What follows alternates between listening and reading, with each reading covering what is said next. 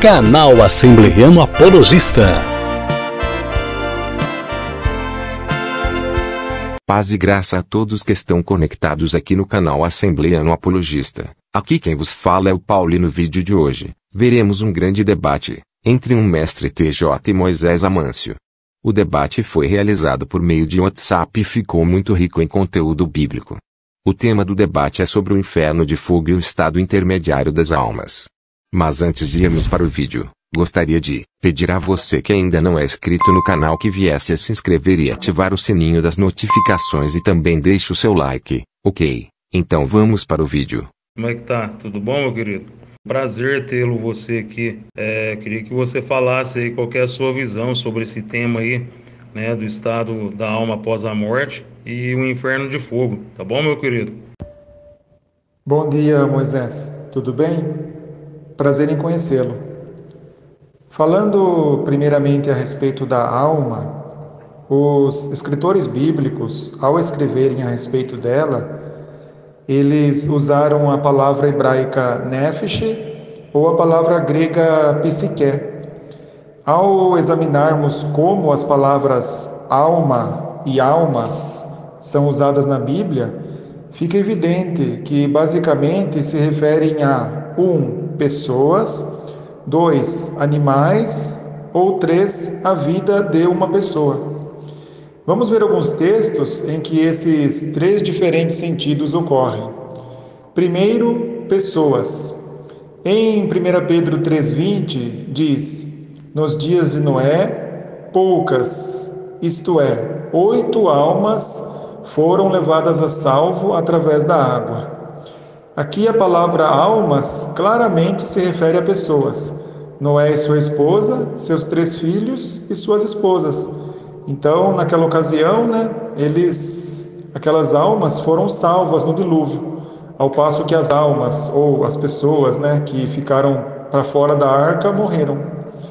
Agora, com respeito a animais, em Gênesis 1:24 diz que a terra produza almas viventes segundo as suas espécies, animais domésticos, animais rasteiros e animais selvagens da terra segundo as suas espécies. E assim se deu. Nesse texto, peixes, animais domésticos e selvagens são todos englobados na mesma palavra, almas. Agora, com respeito ao outro sentido, que seria a vida de uma pessoa, em Êxodo 4:19, Jeová Deus disse a Moisés: todos os homens que procuravam a sua alma estão mortos. O que os inimigos de Moisés estavam tentando fazer? Eles procuravam tirar a vida de Moisés. Em Gênesis capítulo 2, versículo 7, na Bíblia Tradução do Novo Mundo, diz: e Jeová Deus passou a formar o homem do pó do solo e a soprar nas suas narinas o fôlego de vida, e o homem veio a ser uma alma vivente. Note que o texto não diz que Deus implantou uma alma em Adão, e o texto também não diz que a alma é o fôlego de vida. O texto diz que o homem veio a ser uma alma. Portanto, a alma é a própria pessoa. A Bíblia de João Ferreira de Almeida, edição revista e corrigida, diz que o homem foi feito alma vivente. E a Bíblia de João Ferreira de Almeida, edição revista e atualizada, diz que o homem passou a ser uma alma vivente. Ao juntar-se o fôlego de vida ao juntar-se o pó do solo com o fôlego de vida, formou-se uma alma vivente, uma pessoa vivente, no caso, Adão.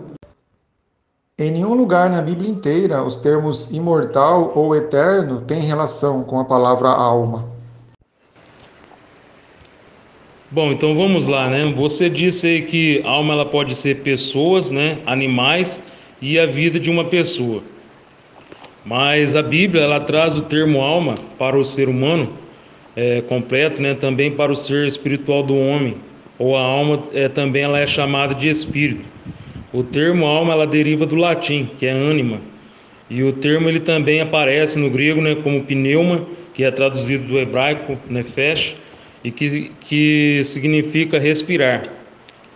Vamos nos prender um pouco aí sobre a palavra alma, né, porque ela tem um triplo aí sentido na Bíblia, né, ou seja, é um termo polissêmico. A palavra alma é uma palavra polissêmica, tem vários significados, né?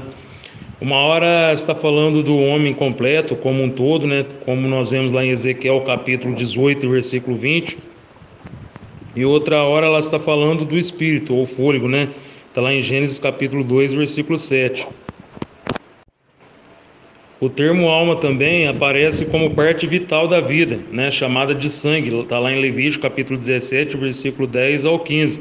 Mas nós vemos que aí a Bíblia está usando uma linguagem figurada, porque a pessoa ela pode morrer sem perder nenhum sangue, e ela vai estar com todo o sangue dentro do corpo dela e ela vai morrer, vai estar com a alma lá, então está no sentido figurado.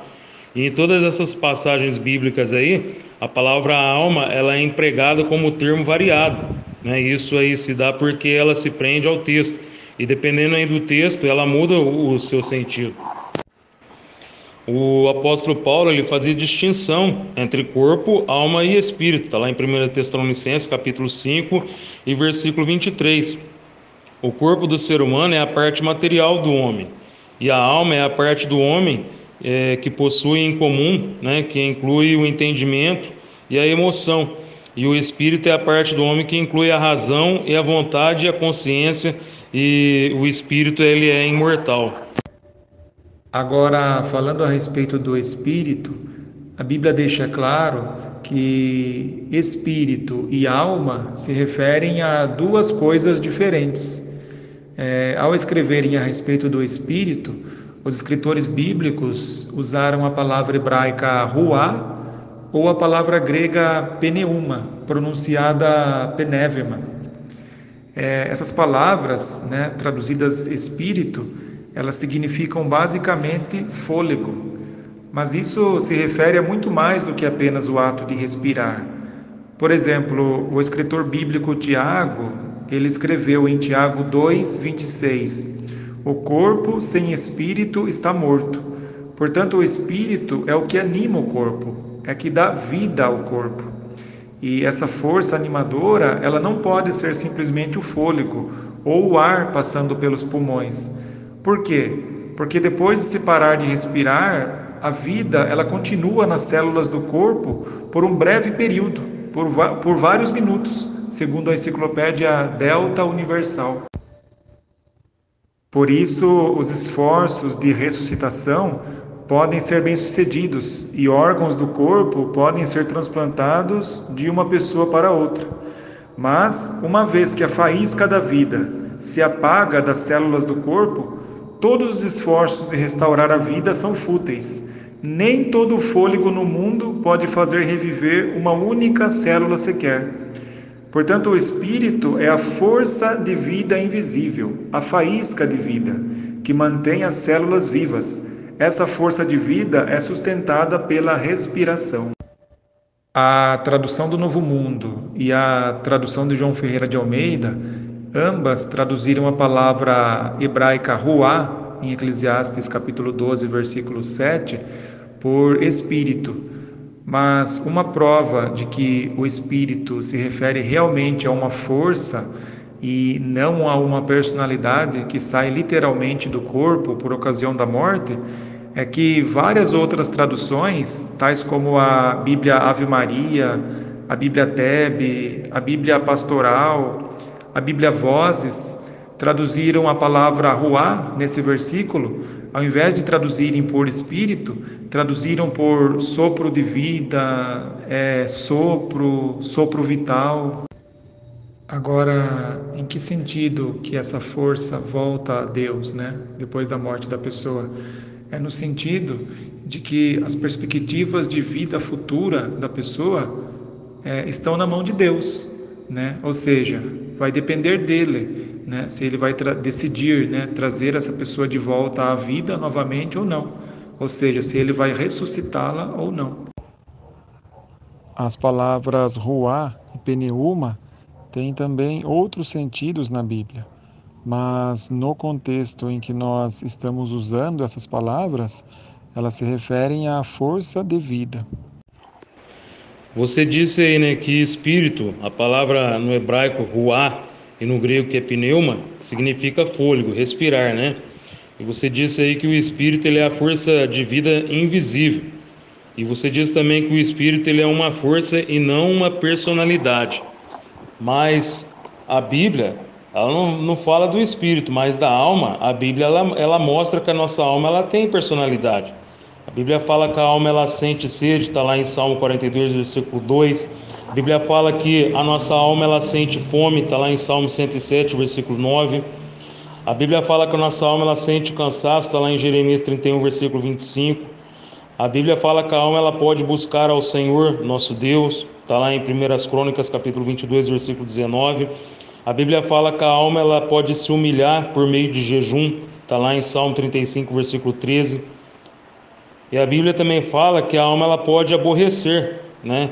Está lá em Levítico capítulo 26, versículo 11. A Bíblia fala também que a alma ela pode angustiar-se, está lá em Jó capítulo 30 e versículo 25. A Bíblia fala também que a alma ela ama, ela pode amar, ela sente amor, está lá em Deuteronômio capítulo 6, versículo 5. E a Bíblia também fala que a alma ela engrandece ao nosso Deus, está lá em Lucas capítulo 1, versículo 46. A Bíblia também vai falar que a nossa alma ela pode ficar abatida, está lá em Salmo 42, versículo 5. E também a Bíblia fala que a nossa alma ela pode ser restaurada ou refrigerada, está lá em Salmo 19, versículo 7.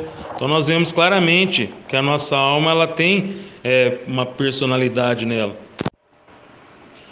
Voltando a falar aí sobre a palavra espírito, né? Você disse aí que a palavra espírito, né, que é ruá em hebraico e pneuma no grego, né, nós sabemos que tem o significado aí de fôlego, né, e de respirar. E você disse aí que o espírito ele é a força de vida invisível. E você falou também que o espírito é uma força e não uma personalidade.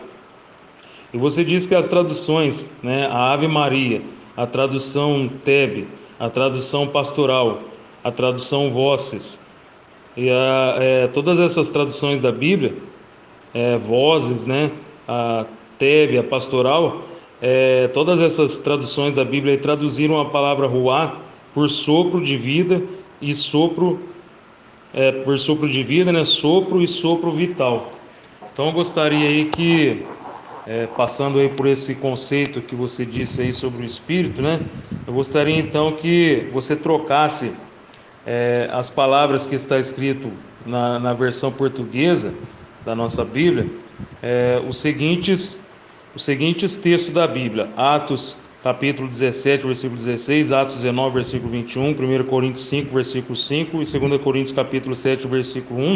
Eu gostaria que você trocasse algumas palavras que tem ali por sopro de vida e por sopro, por sopro de vida ou sopro vital, como você disse. Então vamos começar aí, eu vou até citar o versículo aqui para você entender.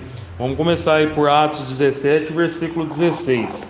Diz assim: E quando Paulo os esperava em Atenas, o seu espírito se comovia em si mesmo, vendo a cidade tão entregue à idolatria.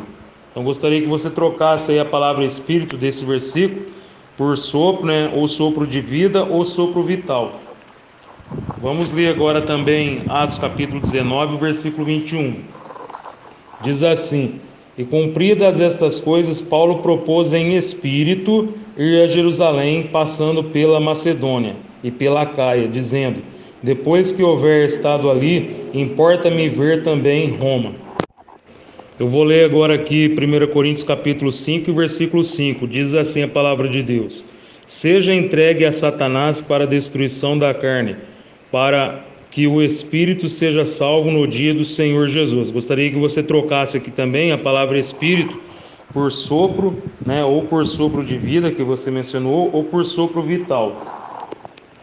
E vamos ler agora também 2 Coríntios, vou ler agora 2 Coríntios capítulo 7, versículo 1, que diz assim: Ora, amados, pois que temos tais promessas, purifiquemo-nos de toda a imundícia da carne e do espírito, aperfeiçoando a santificação no temor de Deus. Então, eu gostaria que você trocasse também nesse versículo a palavra espírito, né, pelo significado aí que você está falando que essas traduções elas traduzem, né, que é sopro, né, ou sopro de vida, o significado, ou sopro vital. Então, quando você lesse, chegasse na palavra espírito, eu gostaria que você lesse para mim cada um desses textos que eu te passei aí. A hora que chegasse a palavra espírito, você continua lendo, mas troca a palavra espírito, você troca ou por sopro de vida, ou por sopro vital. Tá bom, meu querido? Então, estou aguardando aí você ler esses versículos trocando aí a palavra espírito ou por sopro de vida ou sopro vital, tá bom? Aguarda aí, meu querido. Deus abençoe. O que eu quis dizer é que, se referindo especificamente a Eclesiastes 12:7, a palavra ruá se refere à força de vida e não a uma personalidade. E uma prova disso é que, como eu disse, em várias traduções, a palavra ruá, nesse versículo, é traduzida por sopro ou sopro de vida, ou sopro vital. Realmente, se trocarmos a palavra espírito por sopro nos primeiros 4 textos que você citou, esses textos vão ficar sem sentido mesmo. Por quê? Porque nos textos que você citou, a palavra penévima tem um sentido diferente, ou seja, tem outra aplicação. Eu já havia dito num áudio a você que as palavras ruá e penévima têm sentidos diferentes na Bíblia. Essas palavras são aplicadas tanto a pessoas espirituais como a coisas impessoais. Essas palavras são aplicadas a Jeová Deus, a Jesus Cristo, aos anjos, que obviamente são pessoas espirituais. E essas palavras, ruá e penévima, são aplicadas também à força de vida, como no caso em Eclesiastes capítulo 12, versículo 7. E elas são aplicadas também à disposição mental de uma pessoa. Por que os escritores bíblicos usaram as palavras ruá e penévima em sentidos diferentes, aplicando-as tanto a pessoas espirituais como àquilo que não tem personalidade? Porque todos estes sentidos têm em comum as duas características básicas de vento, a saber, invisibilidade e força. Veja, por exemplo, as velas de um barco impelido pelo vento. Não podemos ver o vento. No entanto, o fato de que as velas se arqueiam e que o barco está sendo impelido por cima da água mostra que há uma força operando. Notamos assim um efeito visível produzido por uma força invisível. Pelo fato dessas palavras, ruá e penévima, terem várias aplicações na Bíblia, ou seja, terem vários sentidos, como por exemplo, pessoas espirituais, força de vida, também a disposição mental na Bíblia. Então, pelo fato delas terem várias aplicações, elas são traduzidas de maneiras diferentes na Bíblia. O modo como essas palavras vão ser traduzidas em determinado versículo vai depender do contexto em que ela é usada nesse versículo. Então vamos lá. Eu percebi aí que pelo menos você é um rapaz sincero, né? Mas que você não quer assumir que o homem ele tem uma parte material e que ele sobrevive à morte do corpo. Porque note aí que quando você fala aí que o espírito ele é algo invisível e que ele é uma força, né? Fazendo aí uma ilustração, comparando o espírito aí com o vento que tem a força para empurrar aí a vela de um barco, e ainda você fala que o vento ele é invisível.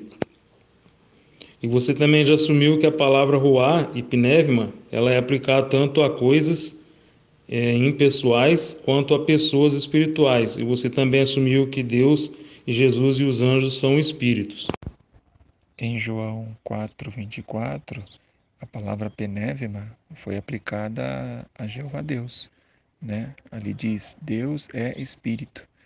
Agora, por que essa palavra penévima foi aplicada a Jeová Deus? Porque você lembra qual que é o significado da palavra penévima? Significa sopro, fôlego ou vento, né? E quais são as duas características básicas de vento? São a invisibilidade e a força. Portanto, a palavra penevima foi aplicada a Jeová Deus, porque assim como o vento, Deus, ele também, né? Ele é invisível e é poderoso.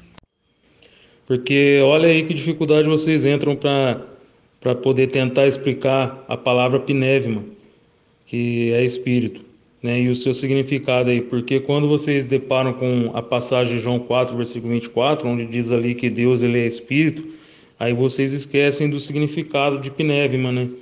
Porque aí perde o sentido. Aí seria então que Deus ele é um sopro, né, amor? Você mesmo já falou a respeito disso, que aí perde o sentido. Mas, meu querido, assim como Deus ele é espírito, ele colocou um espírito também no ser humano. O espírito ele é uma substância incorpórea e é a parte imaterial do homem, que quando o homem morre, ou ele vai para o inferno ou ele vai para o paraíso. Agora, um exemplo onde a palavra ruá ou penevima, né, é usada para se referir a algo impessoal, ou seja, a disposição mental no caso, é em Provérbios capítulo 16, versículos 18 e 32. Ali diz, né? A soberba precede a ruína, e a altivez do espírito precede a queda. E melhor é o longânimo do que o valente, e o que governa o seu espírito do que o que toma uma cidade. Não é possível ver a própria disposição mental, mas ela tem força que se manifesta nas ações visíveis, como no caso quando alguém perde o autocontrole, né? Essa pessoa ela pode ficar vermelha no rosto e tremer de ira.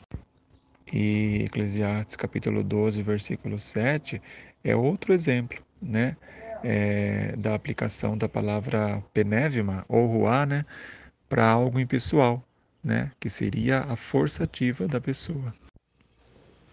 E já que você não quis ler aí os versículos que eu citei para você ler, trocando a palavra espírito por sopro, ou por sopro de vida, ou sopro vital, ou fôlego ou vento, então vou fazer isso para você, para a gente ver que realmente perde o sentido. Vamos começar aí por Atos capítulo 17, versículo 16, diz assim: E enquanto Paulo os esperava em Atenas, o seu sopro se comovia em si mesmo, vendo a cidade tão entregue à idolatria. Então note aí que perdeu totalmente o sentido, né? Vamos ler agora aí Atos capítulo 19, versículo 21, trocando a palavra. Diz assim: E cumpridas estas coisas, Paulo propôs ir em sopro vital, ir a Jerusalém, passando pela Macedônia e pela Acaia, dizendo: Depois que houver estado ali, importa-me ver também em Roma. Então note que perdeu totalmente o sentido também, né? Agora vamos ler aí 1 Coríntios capítulo 5, versículo 5, trocando a palavra para ver como vai ficar.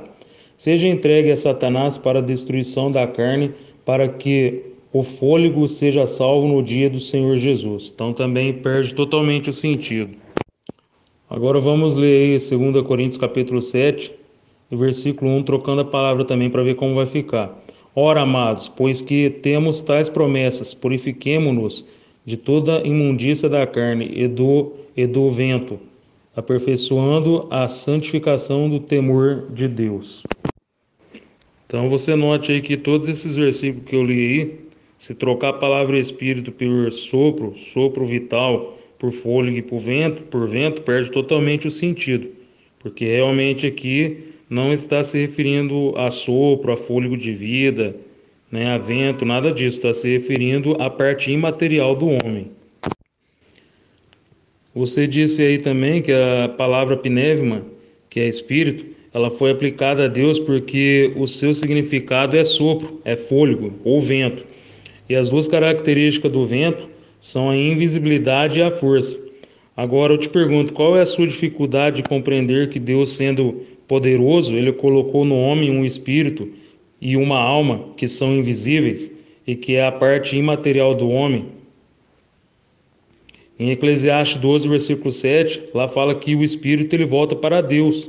E lá não fala que é o sopro ou a força ativa que volta para Deus, mas fala que o espírito volta para Deus. O apóstolo Paulo ele fazia distinção entre corpo, alma e espírito. E ele diz lá: sejam conservados e irrepreensíveis para a vinda de Jesus. Então ele está falando que tanto o corpo, a alma e o espírito, que eles sejam conservados, Ele faz distinção entre os três. E irrepreensíveis para a vinda de Jesus. Está lá em 1 Tessalonicenses, capítulo 5, versículo 23. E o Espírito, ele é a parte imaterial. Poxa, vê se você reconhece isso. Agora, falando a respeito da alma, como já dito, alma e espírito se referem a duas coisas diferentes na Bíblia. Em Gênesis capítulo 12, versículo 7, a palavra alma se refere à própria pessoa. A gente pode ver isso claramente lá no versículo, né? Diz que Deus formou o homem do pó do solo e passou a soprar nas suas narinas o fôlego de vida. E o homem veio a ser uma alma vivente. Portanto, ali no versículo, a alma, né, seria o quê? Seria a junção do pó da terra com o fôlego da vida, né? Essa junção resultou no quê? Resultou numa alma, numa pessoa viva, no caso Adão. Agora, esses versículos aí que você citou, onde dizem que a nossa alma sente fome, a nossa alma sente sede, a nossa alma sente cansaço, esses textos estão se referindo à própria pessoa. Afinal, quem sente todas essas coisas? Não somos nós mesmos? Né? Então a palavra alma, nesses versículos, se refere a nós mesmos. Tanto é que a tradução do Novo Mundo, edição atualizada, ela traduziu o Salmo 42, 2, ao invés de traduzir por minha alma sente sede, ela traduziu por estou sedento de ti. E a nova tradução na linguagem de hoje, traduziu por eu tenho sede de ti. E a tradução TEB traduziu por tenho sede de Deus. Vamos falar um pouquinho sobre a palavra alma. O vocábulo nefesh, né, que é em hebraico, ele é traduzido como alma mais de 500 vezes no Antigo Testamento e como psique no grego, mais de 30 vezes no Novo Testamento. E a palavra alma ela é uma palavra polissêmica, ela tem vários significados. E muitas outras vezes as duas palavras elas são traduzidas por vida. E alma também ela se refere às vezes ela se refere a animais, como está lá em Gênesis capítulo 2, versículo 19. Às vezes ela vem como significado de homens ou pessoas, está lá em Gênesis 2, capítulo 2, versículo 7. Segundo Primeiras Crônicas, capítulo 5, versículo 21. Em Atos, capítulo 2, versículo 41. Mas a palavra, ela quer dizer geralmente a substância corpórea e imaterial e invisível criada por Deus à sua semelhança, né, que é o fonte e motor de todos os atos humanos. Ela é a parte imortal do homem e ela está em contraste aí com o corpo do ser humano. Olha que engraçado, em Salmo 42, versículo 6, não fala que a pessoa que é a alma. Está falando lá que a alma ela está dentro do homem. Olha como fala no versículo 6. Ó meu Deus, dentro de mim a minha alma está abatida. Aqui está falando claramente que a alma está dentro do ser humano, está dentro do homem. Entendeu? Quanto ao inferno, a Bíblia fala do inferno, mas ela não fala do inferno como sendo um lugar de tormento para os ímpios. Na Bíblia, o inferno se refere à sepultura comum da humanidade, não um túmulo literal num local específico, mas sim um lugar figurativo, onde se encontra a maioria dos humanos falecidos.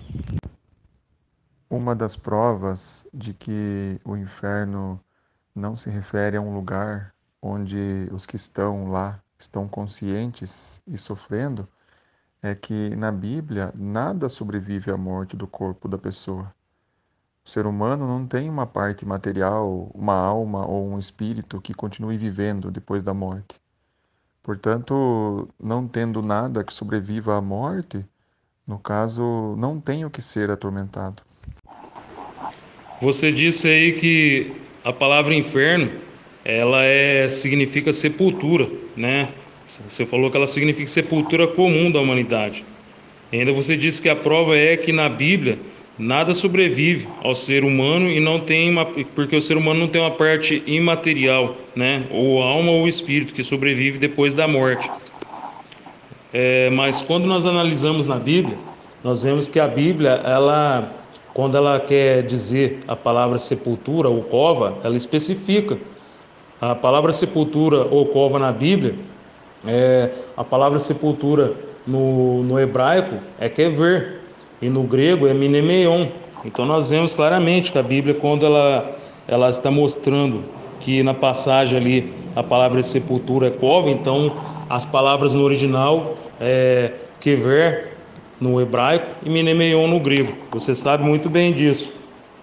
E quando você diz aí que nós não temos uma parte material, né, o alma, o espírito que sobrevive depois da morte, então eu gostaria que você me explicasse então algumas passagens bíblicas. Vou dar um exemplo para você. Quando Raquel ela morreu, a Bíblia fala que a alma dela saiu do corpo dela. Está lá em Gênesis 35, versículo 18. Lá em 1 Reis, capítulo 17, versículo 22, a alma daquele menino que havia morrido, ela tornou a entrar nele, e ele reviveu. E quando nós olhamos em Apocalipse, capítulo 20, versículo 4, lá está dizendo dessa forma: e vi tronos, e assentaram-se sobre eles aqueles a quem foi dado o poder de julgar, e vi as almas daqueles que foram degolados. Olha só, o apóstolo João, ele viu as almas daqueles que foram degolados pelo testemunho de Jesus e pela palavra de Deus, e que não adoraram a besta e nem a sua imagem, e não receberam o sinal na testa e nem na mão, e viveram e reinaram com Cristo durante 1000 anos. Então gostaria que você explicasse para mim esses versículos, se não existe, se o ser humano não tem uma parte imaterial que sobrevive após a morte, né, ou uma alma, um espírito que sobrevive a isso. Então gostaria que você explicasse principalmente Apocalipse 20, aí, versículo 4. Como que então o apóstolo João, ele viu as almas daqueles que foram degolados pelos testemunhos de Jesus? Então aguarda aí, meu querido.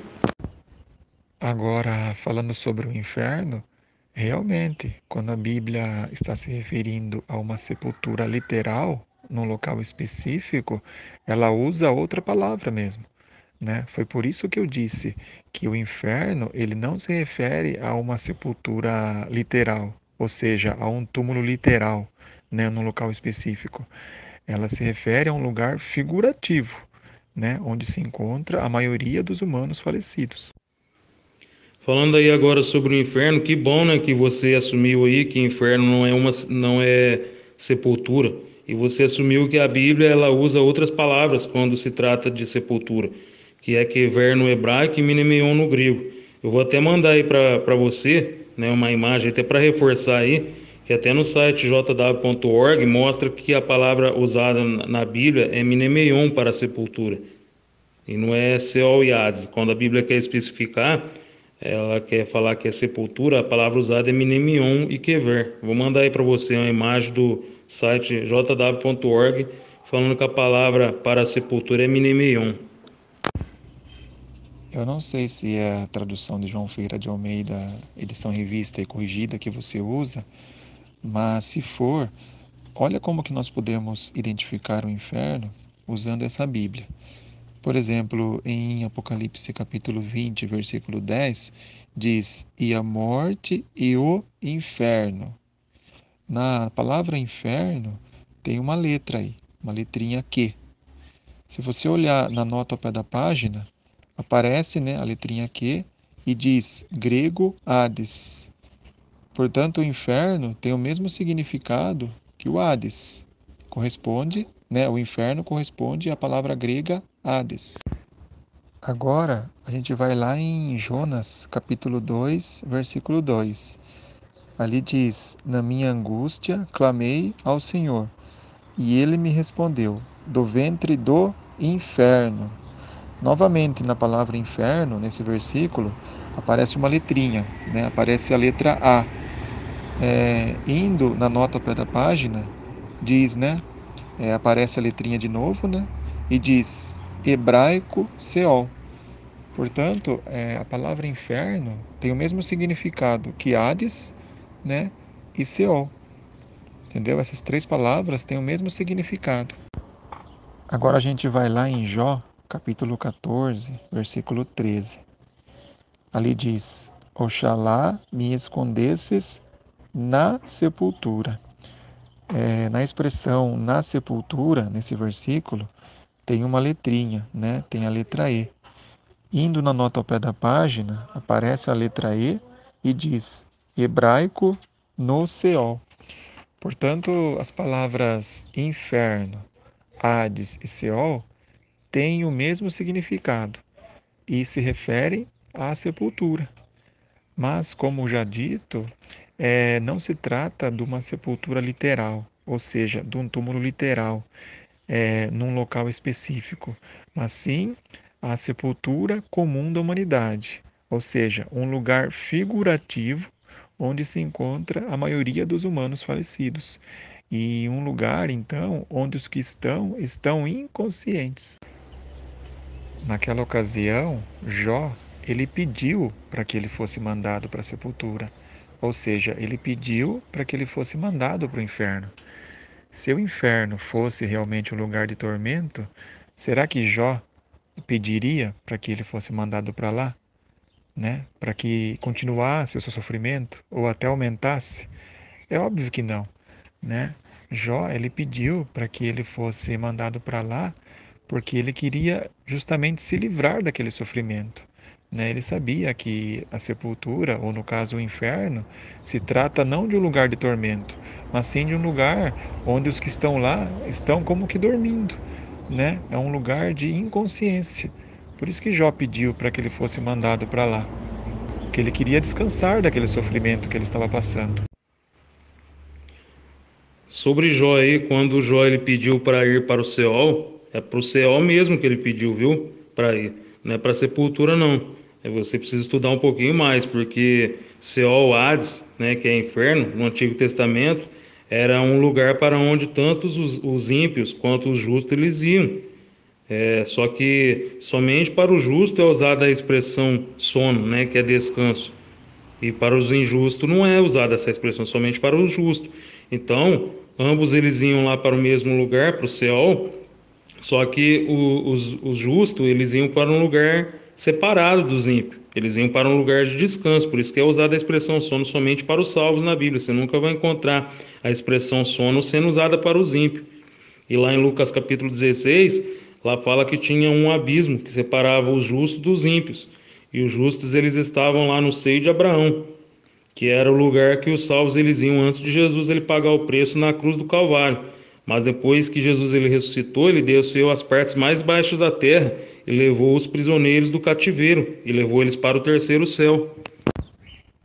Quanto a Gênesis capítulo 35, versículo 18, onde você citou, né, que na tradução de João Ferreira de Almeida diz: e aconteceu que, saindo-se-lhe a alma. Nós devemos nos lembrar de que um dos sentidos da palavra alma na Bíblia é vida de uma pessoa. Então, quando o texto diz aqui, né, saindo-se-lhe a alma, isso quer dizer o quê?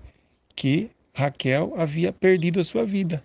A sua vida havia saído dela, ou seja, ela tinha perdido a sua vida, porque ela tinha morrido.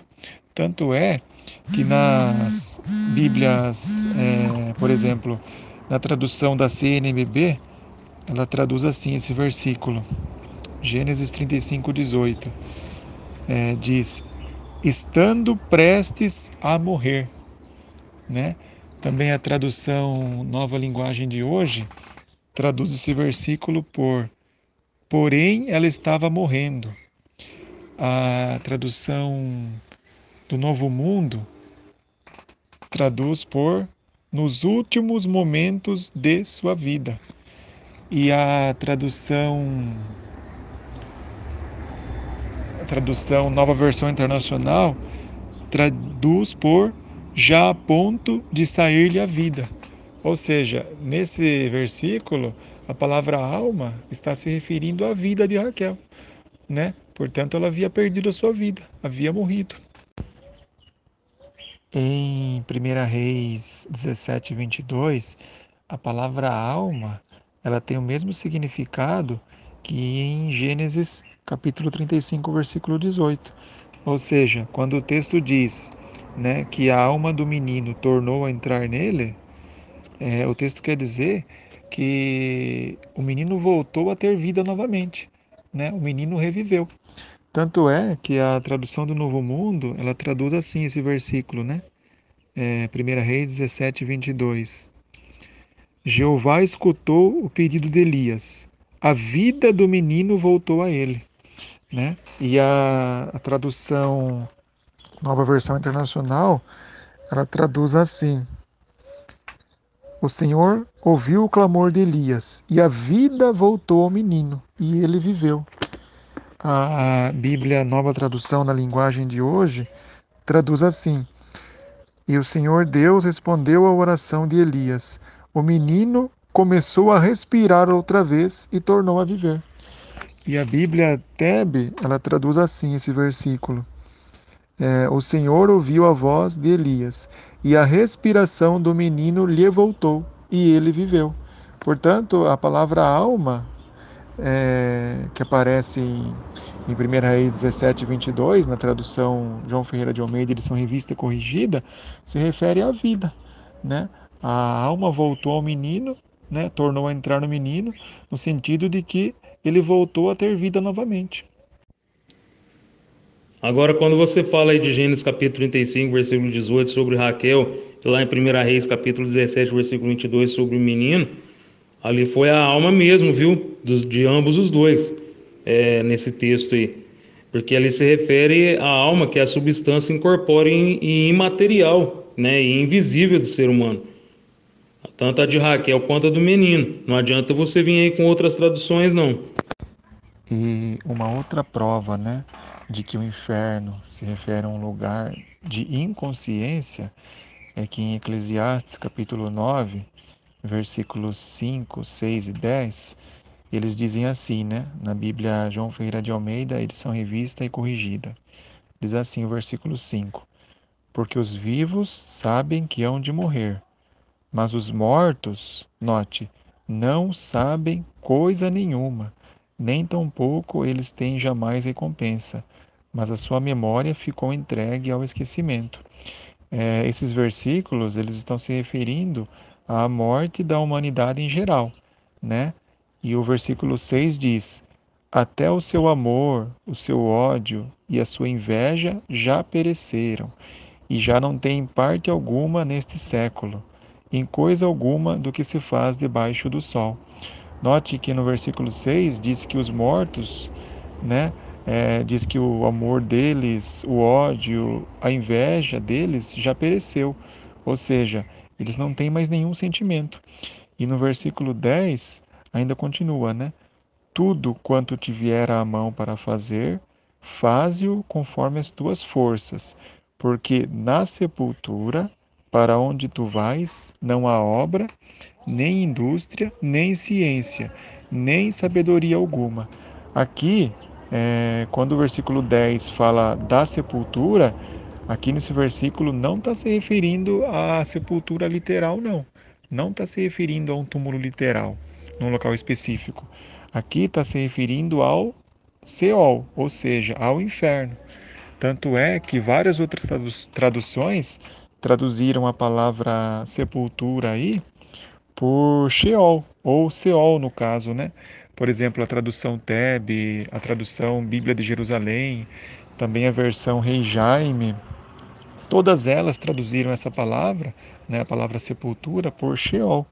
E a Bíblia Nova Versão Internacional, ela traduziu por... Quer ver? Ela traduziu por sepultura, mas na palavra sepultura aparece uma letrinha D. Aí na nota ao pé da página aparece a letra D, né? Aí diz hebraico Sheol, ou Seol no caso. Você comentou aí sobre Eclesiastes 9, versículo 5, né? Do 6 ao 9 ao 10. Então, gostaria de ler aqui, ó. Diz assim, versículo 5. Porque os vivos sabem que hão de morrer, mas os mortos não sabem coisa nenhuma, nem tampouco eles têm jamais recompensa, mas a sua memória ficou entregue ao esquecimento. Até o seu amor, seu ódio e a sua inveja já pereceram, e já não tem parte alguma neste século em coisa alguma do que se faz debaixo do sol. Versículo 9.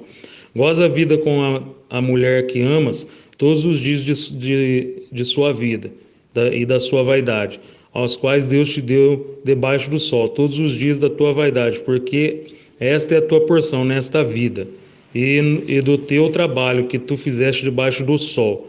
Tudo quanto tiver mão para fazer, faze-o conforme as tuas forças, porque na sepultura para onde tu vais não há obra, nem indústria, nem ciência, nem sabedoria. Gostaria aqui de destacar no versículo 6 os termos usados aqui, as expressões usadas, século, debaixo do sol.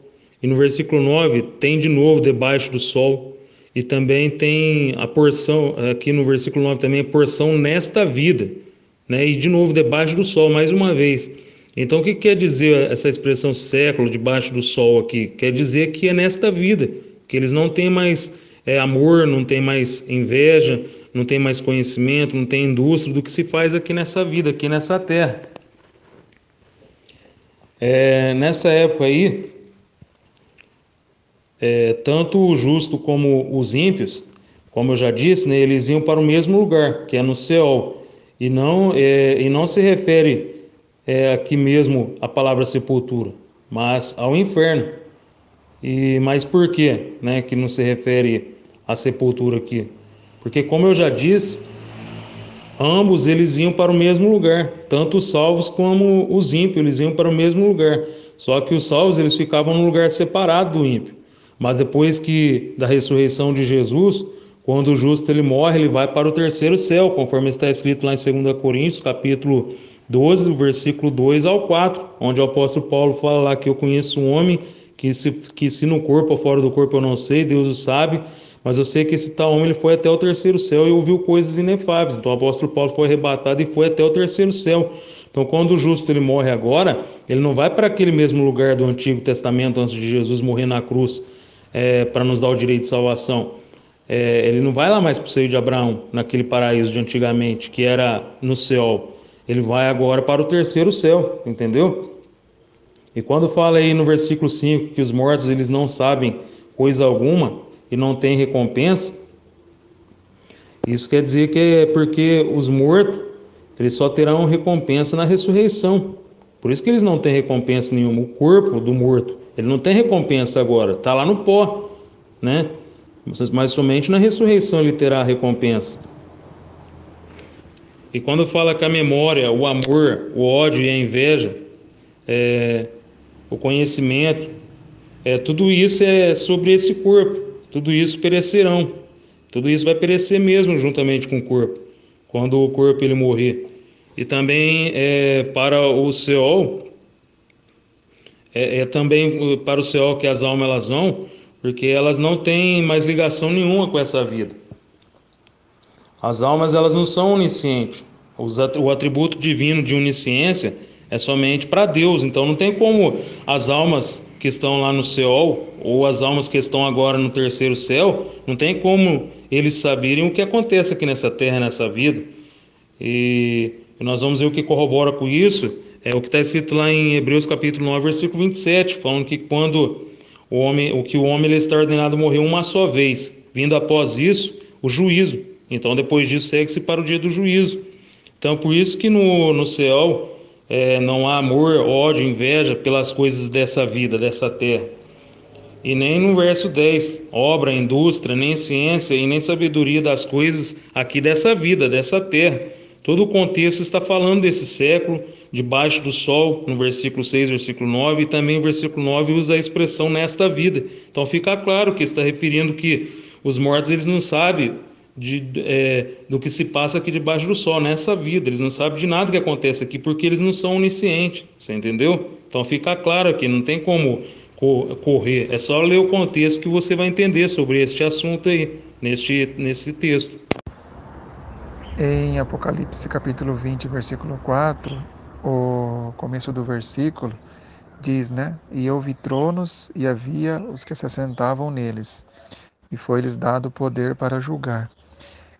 Aqui, o apóstolo João, ele está se referindo aos 144 mil, né? Aqueles que vão reinar com Cristo no céu. E aí o versículo continua dizendo, né? Sim, vi as almas dos executados com o machado. Ou seja, quando ele diz aqui que ele viu as almas, né? Ele está se referindo ao fato dele ter visto aquelas pessoas no céu, entendeu? Lembra que um dos sentidos da palavra alma é pessoa, né? Então, quando ele fala que ele viu as almas daquelas pessoas, né? O que ele está dizendo é que ele viu aquelas pessoas lá no céu, pessoas que já haviam morrido, né? Como humanos, mas que tinham, mas que já tinham ressuscitado como pessoas espirituais, entendeu? Já tinham tornado a viver novamente, mas como pessoas espirituais e estavam no céu. Quando você fala aí de Apocalipse capítulo 20, versículo 4, negativo aí também, viu? Porque quando você diz aí que João ele se refere aos 144 mil selados ali, isso não tem nada a ver. Note aí que essas almas elas foram degoladas, elas foram martirizadas pelo testemunho da palavra de Deus. E elas não adoraram a besta, né, que é o anticristo, e não receberam o sinal na testa e nem na mão direita. E esse sinal aí é o sinal da besta. Isso só acontecerá na grande tribulação. Agora note aí que essas almas de Apocalipse 20, versículo 4, são as almas de uma multidão incontável, lá de Apocalipse capítulo 7, versículo 9. E todas as tribos de todas as tribos e povos e nação era essa multidão incontável. É a mesma multidão de Apocalipse 20, versículo 4. E por que essas almas aí, nós podemos dizer que essas almas são as mesmas da multidão incontável de Apocalipse 7, versículo 9? É porque as almas de Apocalipse 20, versículo 4, elas foram degoladas, elas foram martirizadas. E a multidão incontável, elas vieram de grande tribulação, ou seja, elas foram mortas, martirizadas. Note também que as almas de Apocalipse 6, versículo 11, elas receberam os vestes brancas. E no versículo 9 fala que elas foram mortas por amor à palavra de Deus. E as almas também de Apocalipse 7, versículo 9, elas receberam vestes brancas. E no versículo 14 fala que elas vieram de grande tribulação. E as almas agora de Apocalipse 20, versículo 4, elas foram degoladas por causa da palavra de Deus. Então, através desses relatos aí, nós podemos perceber que a alma dos três textos que eu citei, né, Apocalipse 6, versículo 11, Apocalipse 7, versículo 9 e Apocalipse capítulo 20, versículo 4, nós vemos aí que esses três textos são as mesmas almas, são as mesmas pessoas. Agora, quando você fala aí sobre os 144 mil selados, né, eles são mencionados somente em duas passagens de Apocalipse na Bíblia. Eles são mencionados em Apocalipse 7, versículo 4 a 8, onde fala ali que eles são das 12 tribos de Israel, e também são mencionados em Apocalipse 14, versículo do 1 ao 5, e lá fala que eles foram comprados como primícias. E lá não fala que eles foram degolados, mas fala que os 144 mil, eles foram comprados como primícias.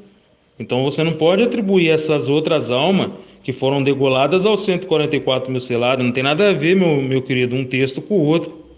Você vai me desculpar aí, mas você está comendo bronha aí, viu?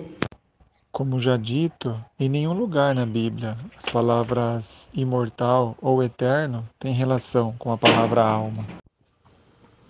E quando você diz aí que a Bíblia ela não ensina que o ser humano ele tem uma parte material que continua a existir depois da morte, você está totalmente equivocado, meu querido. E contra também o que Jesus ele falou lá em Mateus capítulo 10, versículo 28. Lá Jesus ele falou assim: "Não temais os que matam o corpo e não podem matar a alma. Temei antes aquele que pode fazer perecer no inferno", né? A palavra inferno aqui é Geena no grego. Então Jesus está falando aqui, ó, mas antes temei aquele que pode fazer perecer no inferno a alma e o corpo. Então, segundo o que Jesus falou, ele falou que a alma não morre, entendeu? Então Jesus ele falou que a alma ele não morre. E agora então? Aí você pode vir com Ezequiel 18, versículo 4. Ezequiel capítulo 18, versículo 4, onde lá está falando que a alma que pecar, essa morrerá. Mas como eu já disse, a palavra alma ela é uma palavra polissêmica e ela tem vários significados. E aqui em Ezequiel 18, versículo 4, está significando aqui, a palavra ela vem com significado de vida, né, da vida da pessoa e não da parte interior do homem, porque a palavra alma ela é uma palavra polissêmica, entendeu? Realmente, a Bíblia ela não ensina que o ser humano tem uma parte imaterial chamada alma, que continua vivendo depois da morte, entendeu? E não faz sentido mesmo acreditar nisso. Por quê? Note, a Bíblia ela fala sobre a ressurreição, né? Ela promete uma ressurreição. A palavra ressurreição significa tornar a viver, né? Agora veja, se o ser humano tivesse uma alma, né, uma parte material que continuasse vivendo depois da morte, qual seria o objetivo da ressurreição, né? Entendeu? Nesse caso, a ressurreição não teria objetivo. E também a ressurreição seria algo impossível. Por quê? Porque a pessoa só pode tornar a viver se ela morreu, entendeu? No caso, se ela não morreu, né, se ela continua vivendo em outro lugar, nesse caso não teria sentido a ressurreição e também não seria possível. Porque para a pessoa tornar a viver, primeiro ela tem que morrer. E quando você pergunta aí que se o homem ele tivesse uma alma que é parte imaterial e que continuasse vivendo após a morte do corpo, qual seria então o objetivo da ressurreição dessa alma? Aí eu te respondo, o homem, né, a alma, ela precisará ressuscitar para receber um corpo glorioso, que é igual ao corpo de Jesus, conforme está escrito lá em Filipenses, capítulo 3, versículo 20 e versículo 21, onde lá está falando que nós receberemos um corpo glorioso igual ao corpo de Jesus. E como que é esse corpo de Jesus? O corpo de Jesus, ele é um corpo que ao mesmo tempo ele tocava no material, que ele comia peixe, mel silvestre, conforme está lá em Lucas capítulo 24, versículo 41, versículo 42 e 43, e ele também era um corpo de carne e osso, conforme está escrito lá em Lucas 24, versículo 39, e também o corpo dele ele tocava na matéria, né? Como eu já disse, comia peixe, e ao mesmo tempo ele atravessava a parede. Ele tinha um corpo espiritual e um corpo material ao mesmo tempo. O corpo dele atravessava a parede, conforme está lá em Lucas, capítulo 24, versículo 39, porque lá os discípulos dele estavam reunidos dentro do templo, as portas fechadas, e Jesus apareceu no meio deles e disse: Pai, seja convosco. Ou seja, atravessou a parede, atravessou a porta, entendeu? Então, conforme está escrito lá em Filipenses capítulo 3, versículo 20 e 21, então nós receberemos esse corpo glorioso, né, igual de Jesus, para poder habitar na nova terra, onde a nova Jerusalém ela descerá do céu na nova terra. Então, o mundo material mais o mundo espiritual será igual o corpo, aliás, quando nós pegamos mundo material mais mundo espiritual, é igual ao corpo espiritual e corpo material ao mesmo tempo.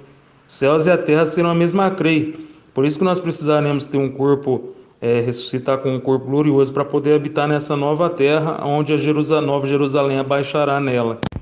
E a Bíblia também não ensina que existe um inferno de fogo, né? Ali em Marcos capítulo 9, versículo 44, se não me engano, ou 43, onde na tradução de João Ferreira de Almeida aparece a palavra inferno, ali a tradução correta da palavra hebraica que aparece nesse versículo é Geena, entendeu? Embora, assim como a tradução de João Ferreira de Almeida, é, outras traduções também traduzam a palavra hebraica nesse versículo por inferno, várias outras traduções a traduzem por Geena.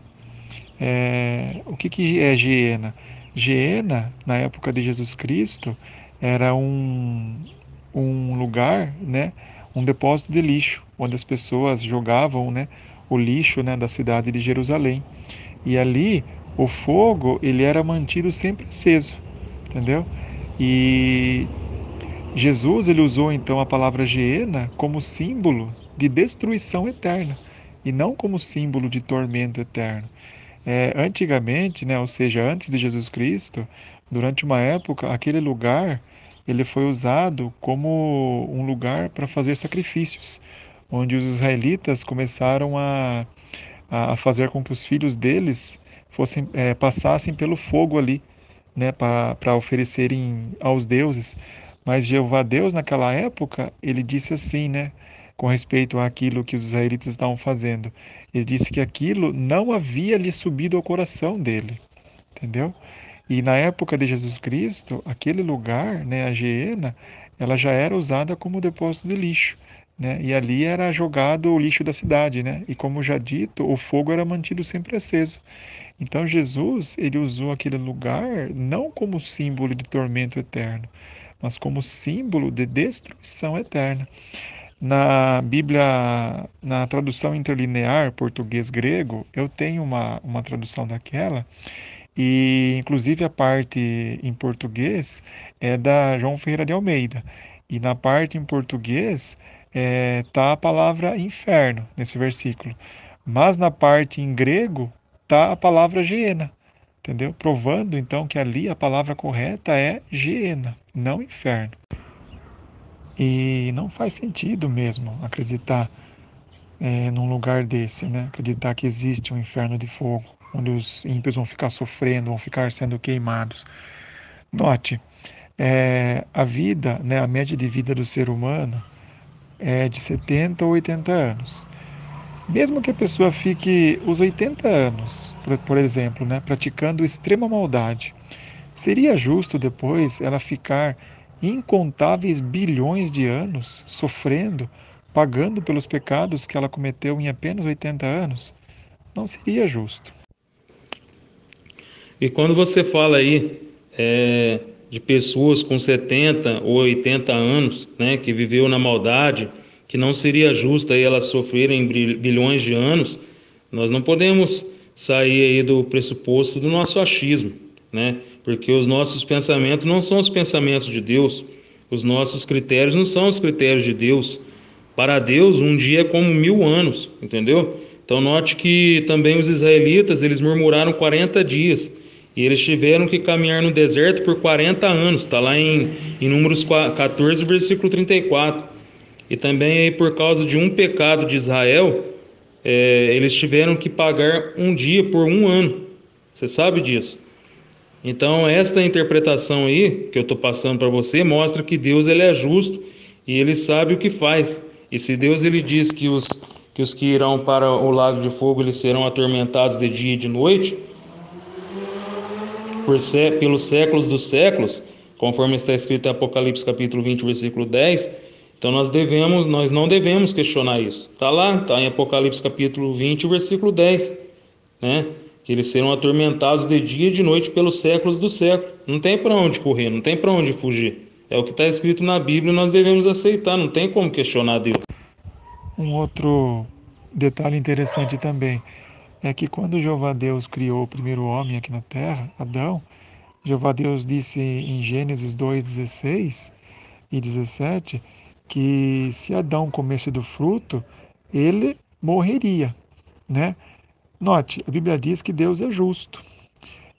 Portanto, se houvesse o risco de Adão realmente ir para um lugar de tormento, caso ele pecasse, caso ele desobedecesse, será que Deus, sendo justo, não teria alertado Adão sobre isso? Mas Deus não disse nada a Adão. Deus disse simplesmente que ele morreria, né? E em Gênesis 3:19, após o pecado de Adão, o que Deus disse a ele? Novamente, Deus não disse nada a ele sobre ele ir para o inferno de fogo.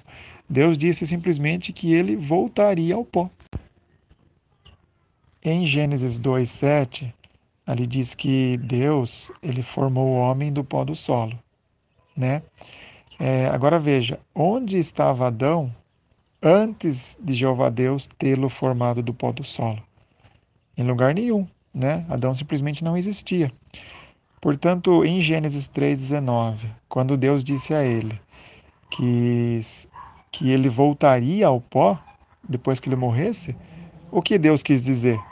Que ele simplesmente voltaria ao estado de inexistência. Não é essa a conclusão lógica, né? Se antes dele ser feito do pó, ele não existia em lugar nenhum, quando Deus disse que ele voltaria ao pó, ele simplesmente voltaria ao estado de inexistência. Ou seja, Adão se tornaria tão sem vida como o pó do qual havia sido feito. Quando você fala aí de Adão que se ele comesse do fruto ele morreria, ele não morreu no mesmo dia, mas mais para frente nós vemos que ele morreu com 930 anos e o seu corpo ele foi para o pó. Porque lá em Eclesiastes 12, versículo 7 está dizendo que o pó volte à terra como era e o espírito volte a Deus que o deu, entendeu? Olha um outro raciocínio também, né? Geralmente as pessoas que acreditam, né, no inferno de fogo, que acreditam que tal lugar é um lugar de tormento, elas acreditam que é Deus, né, que manda as pessoas para lá para serem atormentadas, né, pelo diabo, né? Mas olha só, vamos supor que um homem ele criasse um filho, né, com todo amor, com todo o carinho, né, e esse filho depois ele, com o tempo, ele se rebelasse, né, e se envolvesse em um monte de problemas, né? É, o que que um pai faria caso, por exemplo, ele descobrisse que uma pessoa, né, ou um homem muito mau havia influenciado o seu filho a fazer aquelas coisas erradas? Será que esse pai, né, esse pai amoroso, chegaria nesse homem e falaria a ele: Olha, você influenciou meu filho, né, a fazer tudo aquilo que ele fez de errado. Agora eu quero que você pegue ele e castigue ele. Será que um pai humano faria isso? Um pai amoroso? Jamais, né? Com certeza, esse pai, ele ficaria muito indignado com esse homem, não é verdade? Com esse homem que havia influenciado o filho dele a fazer aquelas coisas erradas. E jamais ele falaria àquele homem para pegar o filho dele e castigá-lo, né, por causa das coisas erradas que ele havia influenciado o filho dele a fazer. E sobre esse raciocínio aí que você citou, isso aí não tem nada a ver, hein? Porque os ímpios, eles não são chamados de filhos de Deus. Não vem com essa, não. Porque o homem, ele só é filho de Deus quando ele aceita Jesus como o suficiente Salvador. E somente os justos, eles são filhos de adoção através de Jesus. Está lá em Efésios capítulo 1, versículo 5. Note que Deus, ele matou lá os ímpios da época de Noé e da época de Sodoma e Gomorra. Um outro ponto também, né, é que em Mateus capítulo 5, versículos 44 e 45, ali, né, Jesus disse que nós devemos amar até os nossos inimigos, né, até os nossos inimigos. Então note, se é da vontade de Jesus, né, e se é da vontade de Jeová Deus, que nós amemos até os nossos inimigos, será que ele, né, será que Deus atormentaria os inimigos dele para sempre? Olha um outro ponto interessante também. Como nós sabemos, na lei mosaica era usada uma lei de uma lei justa, uma lei de retribuição exata. Era uma lei de igual pelo igual. Ou seja, se alguém furasse o olho de outra pessoa de propósito, o olho dela era furado também. Se uma pessoa cortasse o braço de outra pessoa de propósito, o braço dela era cortado também. Se uma pessoa tirasse a vida de outra pessoa de propósito, a vida dela era tirada também. Nós sabemos que hoje nós não estamos mais debaixo daquela lei, né? Mas apenas para entendermos como não seria justo, né, uma pessoa ficar sendo atormentada para sempre, vamos aplicar aquela lei, a lei mosaica, ao ensino do inferno de fogo. Aplicando a lei mosaica ao ensino do inferno de fogo, quando que uma pessoa mereceria ser atormentada para sempre? Não seria apenas caso ela também tivesse atormentado alguém para sempre? Mas, como nós sabemos, né, teria sido impossível uma pessoa ter atormentado outra pessoa para sempre. Portanto, essa pessoa, ou seja, ela mesma ser atormentada para sempre, não seria justo. Iria muito além do olho por olho, não é verdade? Seria algo muito desigual. Não, realmente a Bíblia não ensina, né, que existe um lugar de tormento eterno para os ímpios.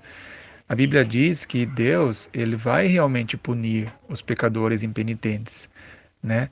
Mas a punição que Deus trará, conforme diz lá em Salmo 145, 20, é a destruição eterna. Ou seja, essas pessoas, elas vão ser destruídas, vão simplesmente deixar de existir para sempre e não ficarem sendo atormentadas para sempre. Em 1 João capítulo 4, versículo 8, diz que Deus é amor. Se até para nós, né, que somos humanos imperfeitos, a tortura é algo terrível, né, é algo repugnante, quanto mais deve ser para Deus, então, né, que é a própria personificação do amor, que tem o amor como a primeira ou a principal qualidade dele, né? E ainda mais uma tortura para sempre, né? Torturar uma pessoa para sempre. E que astúcia que você teve aí ao citar Mateus capítulo 5, versículo 44 e 45, quando Jesus ele disse lá que nós devemos amar até os nossos inimigos. Aí você usou então falando que será que Deus ele atormentaria seus inimigos para sempre? Isso aí você usou de uma sutileza muito grande, viu? Porque queria que você me respondesse uma coisa então. Por que que Deus ele matou então as pessoas da época de Noé, os ímpios da época de Noé e de Sodoma? Se ele é amor, então ele não precisaria de matar aqueles pecadores, então. E também, se ele é amor, então não precisaria de polícia na rua para prender os bandidos, então. Podia deixar os bandidos fazer o que eles quisessem, roubar, matar, assassinar, porque Deus é amor, você entendeu? Se você partir por esse pressuposto seu aí, você vai ver que não tem nada a ver uma coisa com a outra. Então, se o bandido chegar na tua casa, te assaltar você, fazer um tanto de coisa, então quer dizer que não precisa ser feita justiça em cima desse bandido. Então quer dizer que esse bandido não precisa ser preso.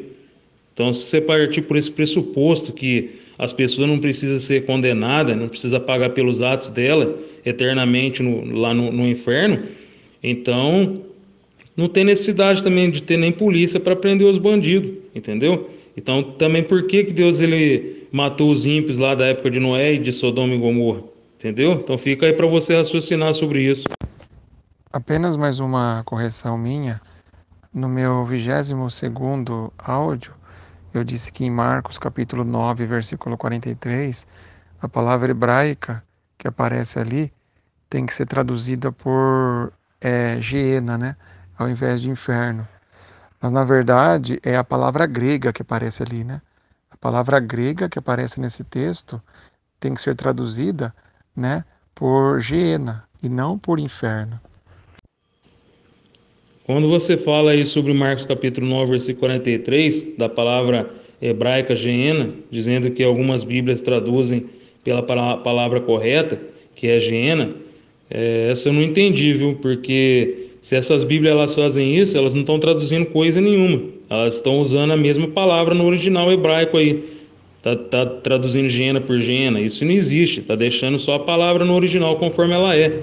Agora, quando a Bíblia João Ferreira de Almeida ela traduz a palavra Geena pela palavra inferno, ela está usando uma palavra latina, que ela é usada para traduzir as palavras Seol e Hades, e também ela traduz a palavra Geena por inferno, entendeu? E o termo grego aí, Geena, ele aparece 12 vezes no Novo Testamento, porque é o vale lá dos filhos de Inom, né? Na época do profeta Jeremias, esse vale ele começou a simbolizar o local do juízo divino. Está lá em Jeremias capítulo 32, versículo 19, capítulo 19, versículos 6 e 7. E esse simbolismo aí, ele chegou nos dias de Jesus no Novo Testamento. E Jesus ele usou esse termo para tipificar o lago de fogo de enxofre, conforme está escrito lá em Apocalipse 14, versículo 10, 11, Apocalipse capítulo 19, versículo 20. A expressão lago de fogo, ela é simbólica. A Bíblia, ela dá a sua própria explicação e definição dessa expressão, dizendo em Apocalipse 20, 14, este significa a segunda morte, o lago de fogo. A qualidade simbólica do lago de fogo fica mais evidente também do contexto de referências a ele no livro de Apocalipse. Por exemplo, em Apocalipse 20, 14, diz que a morte e o inferno serão lançados no lago de fogo. A morte é uma condição, é algo abstrato, portanto, ela não pode ser literalmente queimada. E o inferno, como vimos, se refere a um lugar figurativo, portanto, ele também não pode ser literalmente queimado.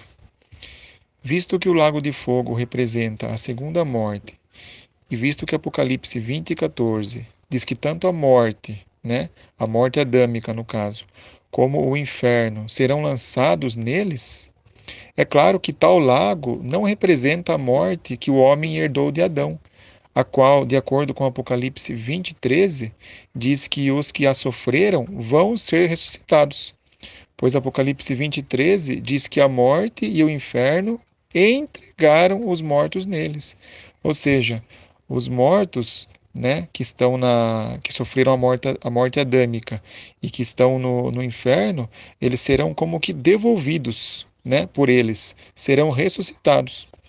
Mas em parte alguma, o registro menciona o lago de fogo entregando aqueles que estão nele, assim como faz a morte adâmica e o inferno. Portanto, o lago de fogo, ele representa uma morte sem reversão, representa a morte eterna, a destruição eterna. Portanto, o lago de fogo tem o mesmo significado da hiena. Ambos simbolizam a destruição eterna. E por que Apocalipse diz que a morte e o inferno serão lançados no lago de fogo? É porque no futuro a morte, né, e o inferno, eles deixarão de existir. Por quê? Porque não vai existir mais morte no futuro, né? Então é nesse sentido que eles vão ser lançados no lago de fogo. É no sentido de que no futuro não haverá mais morte. Quando você fala aí de Apocalipse capítulo 20, versículo 14, sobre a morte e o inferno serem jogados no lago de fogo de enxofre, é só você ler Apocalipse capítulo 6, versículo 8, que lá está se referindo a um cavalo amarelo, e o seu cavaleiro tinha o nome de morte. E veja que o Hades, né, o inferno, acompanhava esse cavaleiro. O que quer dizer isso?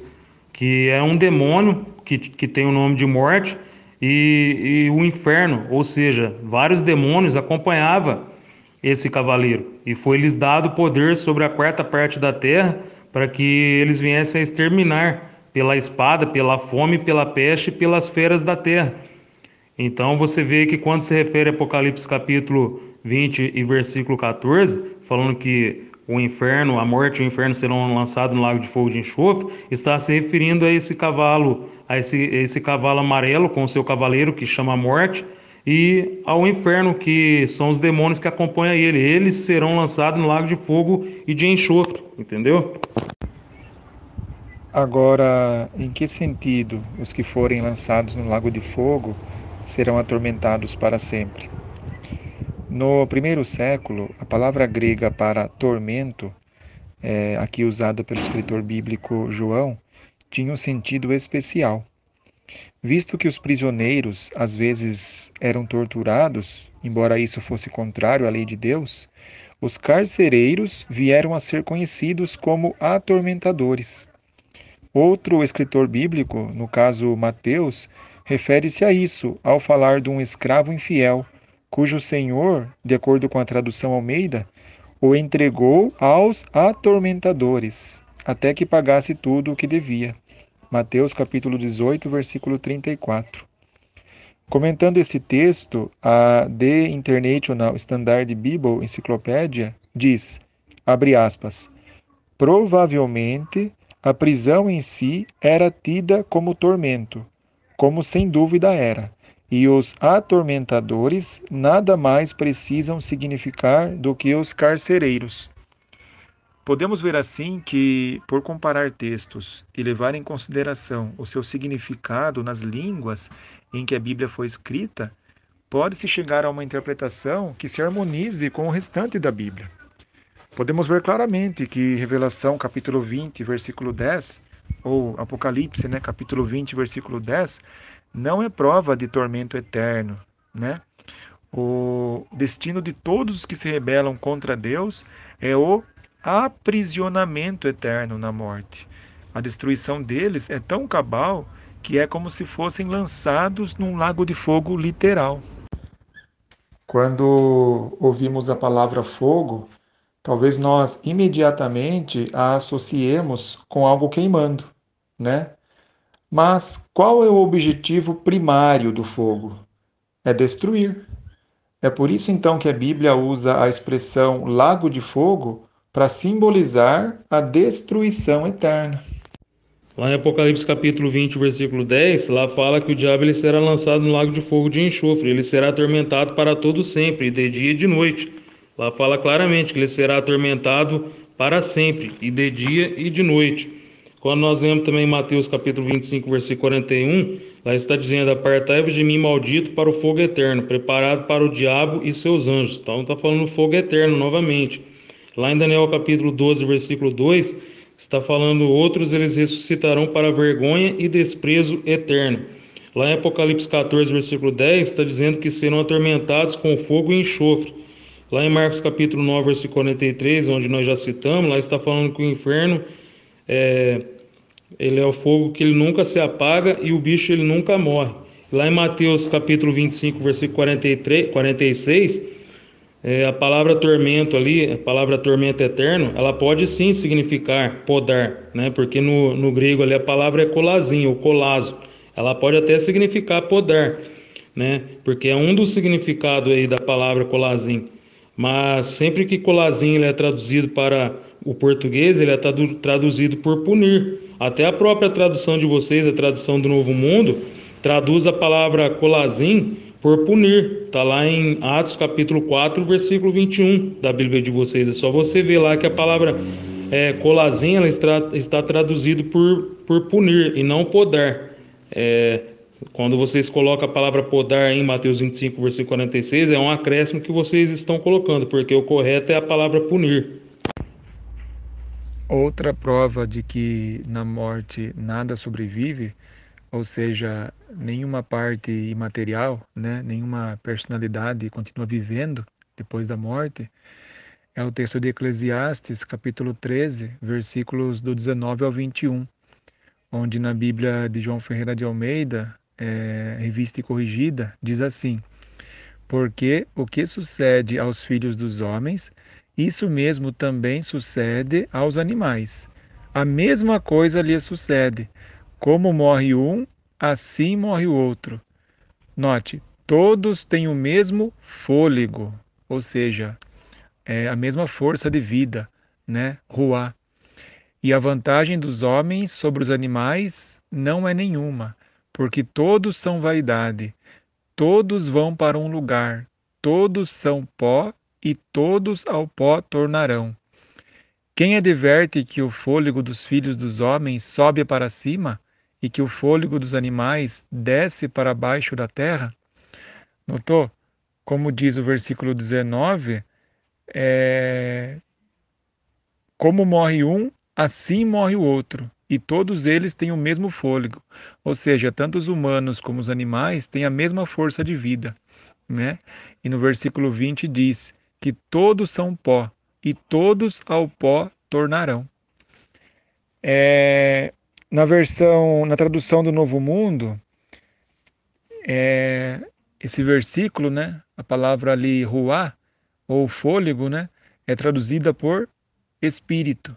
Diz, e todos eles têm o mesmo espírito. Na tradução Bíblia Pastoral, diz, todos, uns e outros têm o mesmo sopro vital. Na tradução TEB, é traduzido por todos têm o mesmo sopro. Já na Nova Versão Internacional, é traduzido por todos têm o mesmo fôlego de vida. Mas aqui na palavra vida tem uma letrinha, né? Aí na nota diz, ou espírito. Agora na Bíblia Tradução Brasileira, traduz por todos têm o mesmo fôlego. Na Bíblia Versão Rei Jaime, traduz por, deixa eu ver aqui, diz assim, e ambos têm o mesmo espírito, o mesmo fôlego de vida. E a Bíblia Tradução da CNBB traduz por o mesmo sopro de vida. O versículo 21, né, ou seja, Eclesiastes 3:21, diz, né, quem adverte que o fôlego dos filhos dos homens sobe para cima e que o fôlego dos animais desce para baixo da terra, ou seja, aqui diz, né, que o fôlego, ou seja, a força de vida da pessoa, quando a pessoa morre, ela volta para Deus, né? É por isso que aqui diz que o fôlego ele sobe para cima, né?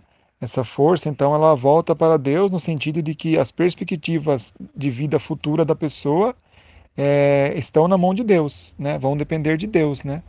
É ele que vai decidir, né, se a pessoa, se ele vai trazer a pessoa de volta à vida novamente ou não. Agora, continuando, o versículo diz, né? E que o fôlego dos animais desce para baixo da terra, ou seja, a força de vida dos animais, ela não volta para Deus, né? Depois que ele morre. Ela aqui diz que ela desce para baixo. Por quê? Porque os animais, eles não têm esperança de ressurreição, né? Aos animais não é dada, né, a eles a esperança de voltarem a viver novamente, a esperança de serem ressuscitados. Gostaria de refutar aí também quando você cita Eclesiastes capítulo 3, versículo 19 ao 21, que diz assim: Porque o que sucede aos filhos dos homens sucede aos animais. A mesma coisa sucede a ambos. Como morre um, assim morre o outro. Todos têm o mesmo fôlego, e não existe vantagem dos homens sobre os animais. Tudo é vaidade. Todos vão para um mesmo lugar. Todos são pó e todos voltarão ao pó. Quem sabe que se o fôlego dos filhos dos homens se dirige para cima, e se o fôlego dos animais dirige para baixo da terra? Então, quando Salomão ele escreveu aqui, ele estava querendo dizer que os homens e os animais eles vão para o mesmo lugar. O corpo do homem, como o corpo dos animais, vão para o mesmo lugar. E ele explica no versículo 20 que eles voltam para o pó. Mas quando Salomão ele escreveu esse texto aqui, ele escreveu para querer rebater a soberba do ser humano. Qual que era a intenção de Salomão? Escrevendo esse texto aqui, quando o homem viesse a ler essa passagem, ele viesse a perceber que ele não é nada, né, sem a presença de Deus, que ele é como um pó. Assim como acontece com os animais, que quando eles morrem, seu corpo vai para o pó, assim o homem também ele vai para o pó, vai para debaixo da terra, o corpo do ser humano. E ele termina no versículo 21 com uma pergunta: quem sabe se o fôlego dos filhos dos homens se dirige para cima e se o fôlego dos animais se dirige para baixo da terra? Veja que o apóstolo, veja que Salomão, ele fez uma pergunta aqui. Quem sabe se o fôlego dos filhos dos homens se dirige para cima e se o fôlego dos animais se dirige para baixo da terra? E o próprio Salomão, ele responde essa pergunta. Quando nós olhamos em Eclesiastes 12 e versículo 7, onde nós já mencionamos nessa conversa, nós vamos ver escrito aqui, o próprio Salomão escreveu: e o pó volte à terra como era, e o espírito volte a Deus que o deu. Então aqui ele está respondendo aquela pergunta que ele faz lá. Então está explicado aí sobre o texto, meu querido. A palavra hebraica Seol, né, que significa lugar de castigo, nós encontramos na Bíblia em Deuteronômio 32, versículo 22, Salmo 9, versículo 17, Salmo 55, versículo 15, Provérbios 15, versículo 11 e o versículo 24. Agora a palavra Hades, que é no grego, que significa lugar de tormento, nós encontramos lá em Lucas capítulo 16. Lá nós vemos ali que eles estão ali num lugar de punição ali, em Lucas, eles estão num lugar de tormento, mas ali não é o inferno final ainda, porque o inferno final, que é o lago de fogo, é somente no juízo final. E quando nós vemos também a palavra Tártaro no grego, ela significa mundo dos mortos. Nós vamos encontrar falando sobre essa palavra Tártaro, a única vez na Bíblia, lá em 2 Pedro capítulo 2 e versículo 4. E o que fala lá em 2 Pedro capítulo 2, versículo 4? Lá fala que assim como Deus ele lançou os anjos que pecaram no inferno, nas cadeias, deixando eles nas cadeias, ficando reservados para o juízo, Deus ele também reserva os injustos para o dia do juízo, para serem castigados. Então note aí que assim como Deus ele lançou os anjos que pecaram no inferno, nas cadeias, e eles ficando reservados para o juízo, Deus ele também reserva os injustos para o dia do juízo, para eles serem castigados. E também nós vemos aí que em várias traduções da Bíblia, quando nós olhamos em várias traduções da Bíblia, nós vemos aí na Bíblia Linguagem de Hoje, lá está falando nesse versículo, está falando no versículo 9 ali, está falando que eles estão debaixo de castigo. Na Bíblia de Jerusalém está falando sob castigo. Na NVI está falando em castigo. E na NVT ela está falando sob castigo. E na tradução brasileira está sob castigo. Então nós vemos aí que a palavra colazim no grego aí, se refere sim sobre castigo, né? Quer dizer punição, entendeu? Portanto, a Bíblia é clara em dizer, né, que os mortos estão inconscientes, né? Deixaram de existir. É por isso que a Bíblia, em vários textos, né, ela compara a morte a um sono, né? A Bíblia fala dos que adormeceram na morte. O próprio Lázaro mesmo, né, em João 11, né, capítulo 11, quando ele morreu, né, Jesus disse que ele estava dormindo. Disse que Lázaro estava dormindo. Assim como uma pessoa que está morta, aliás, assim como uma pessoa que está dormindo está inconsciente, da mesma forma, né, os mortos estão inconscientes. Em Eclesiastes 3, do 19 ao 21, ali deixa claro, né, que o espírito, né, ele não se trata realmente de uma personalidade, mas sim de uma força, né, a força de vida. Porque ali, né, diz que tanto os humanos como os animais têm o mesmo espírito, né? E por compararmos com outras traduções, né, é comprovado isso, né, de que realmente o espírito se trata da força de vida, né, e não de uma personalidade. E para nós sabermos também que a palavra alma, ela é uma substância incorpórea, né, imaterial e invisível, que ela foi criada por Deus e que ela sobrevive após a morte no estado de total consciência, é só nós lermos os seguintes textos da Bíblia Sagrada. O texto que eu já citei para você de Apocalipse 20, versículo 4, diz lá que João ele viu as almas dos que foram degolados pelo testemunho de Jesus. E na grande tribulação, eles não adoraram a besta nem receberam o sinal, e depois eles ressuscitaram, né, reviveram para reinar com Cristo no milênio. Lá em Salmo 89, versículo 48, diz que homem que não virá à morte, é uma pergunta. Lá está dizendo que homem que não virá à morte, ou que livrará a sua alma do poder do mundo invisível. E lá em 2 Pedro capítulo 2, versículo 4, 9, diz que Deus ele não perdoou os anjos que pecaram e os lançou no inferno, os entregou às cadeias da escuridão e os reservando para o juízo. Assim o Senhor também, no versículo 9, agora assim o Senhor livrará os piedosos da tentação e reservará os injustos para o dia do juízo, para serem castigados. Aqui, a palavra está sendo castigado aqui, realmente é punir, é o colazinho, é punir, é ser castigado aqui. Então, assim como Deus ele lançou os anjos no inferno, né, reservando eles para o juízo, ele também lançará os injustos no inferno, também reservando eles para o juízo.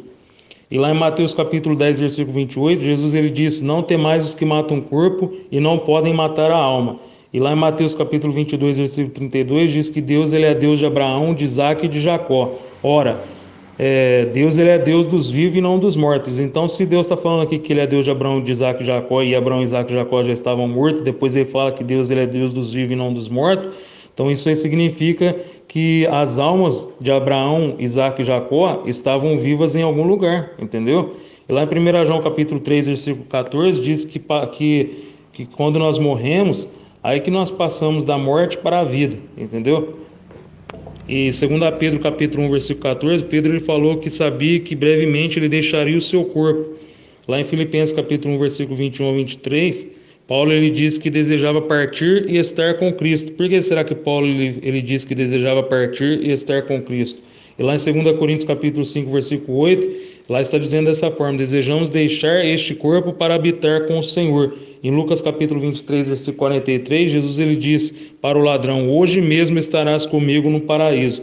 Em Atos capítulo 7, versículo 59, Estevão ele viu Jesus em pé à direita de Deus e disse para Jesus: Jesus, recebe o meu espírito. Então Estevão ele viu Jesus quando ele estava morrendo à direita de Deus, e ele disse para Jesus: recebe o meu espírito.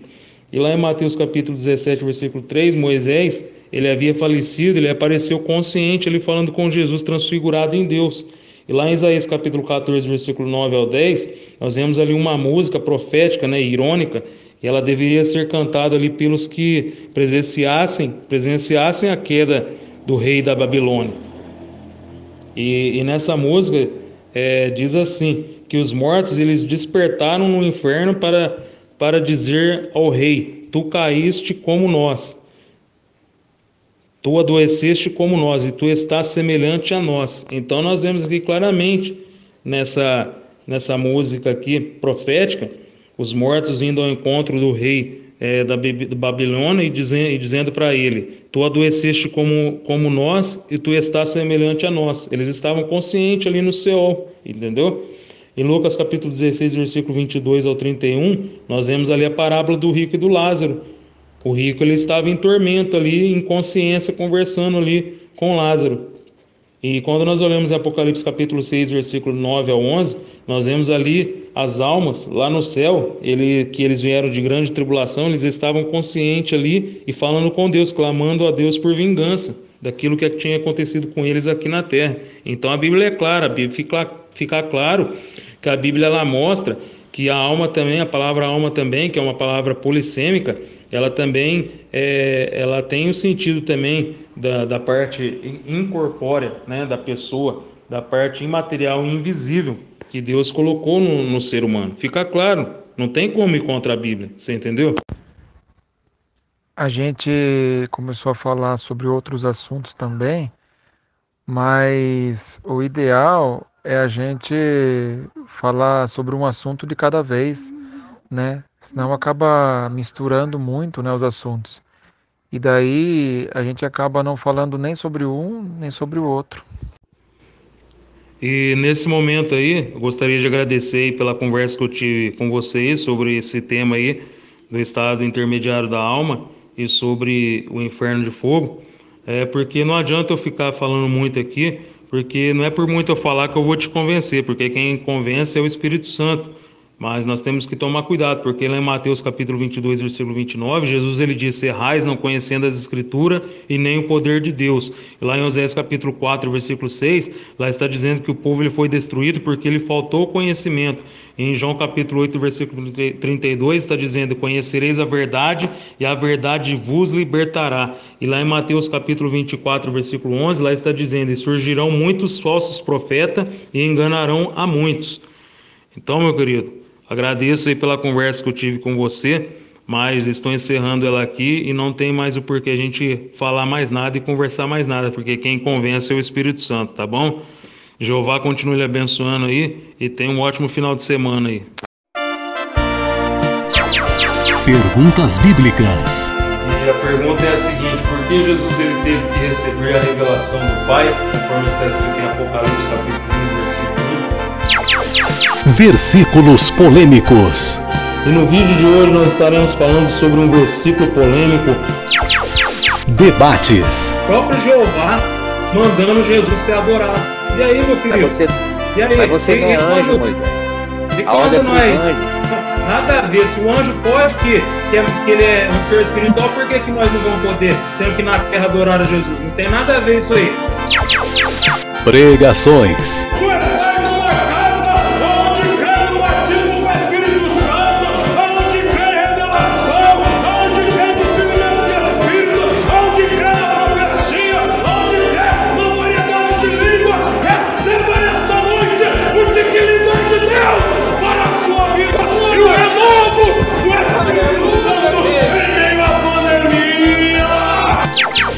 Canal Assembleano Apologista.